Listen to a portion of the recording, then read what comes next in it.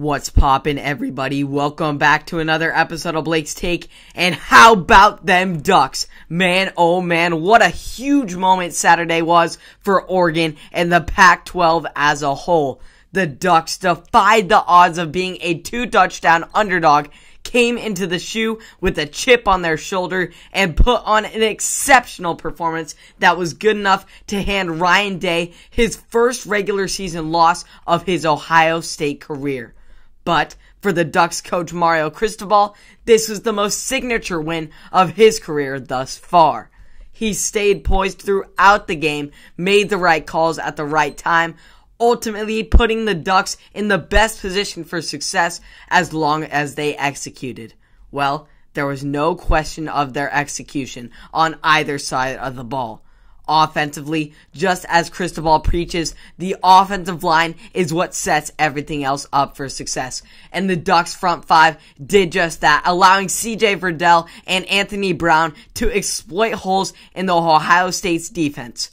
Verdell ran all over the Bucks, going for 161 yards and 3 touchdowns, including a 77-yard house call that took the breath out of Ohio Stadium. In the past game, Brown shined in the biggest game of his career, throwing for 236 yards and 2 scores, all while not committing a single turnover. But the biggest story of the day was the perseverance of the Ducks defense, who despite being without top NFL draft prospect Kayvon Thibodeaux and star freshman Justin Flo, managed to hold off the high-powered Buckeyes offense. Taking the place of Thibodeaux and Flo were 2 true freshmen in Braden Swinson and Lebanon Warrior alumni Keith Brown, who filled the shoes of the Stars the best they could, slowing down the run game. Yet, in the past game, Ohio State's C.J. Stroud was looking unstoppable, throwing for 484 yards and 3 touchdowns. But when it mattered most, the Ducks secondary came through, as Jerome McKinley II picked off Stroud with just under 3 minutes remaining, which ultimately sealed the deal for the upset.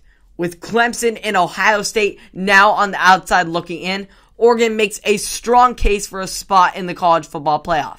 In fact, the Ducks are now projected to be the number 4 seed in the college football playoff, projected to face number 1 seed Alabama. Some things never change, and the Crimson Tide at the top of the projection is seemingly just one of those things. The other semifinal is projected to be number 2 Georgia and number 3 Oklahoma, who each took care of their less talented opponents on Saturday. Should the Ducks secure a playoff spot, it would be their first time to advance to the college football playoff since their run back in 2014, where they ironically fell to the Ohio State Buckeyes in the national championship game.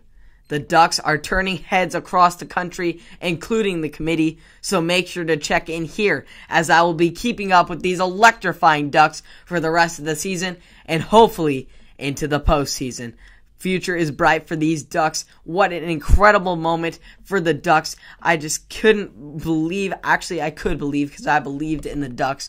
The underdog coming in, the execution was incredible. They did everything right. The Ducks on offense, and C.J. Verdell is showing that he's a top back in college football, and Anthony Brown, his senior and veteran experience, really showed through and through as he stayed poised in the big moment and shined really good, did not turn over a single ball, and he threw and made the offense work as it was built for him, as Mario Cristobal made it.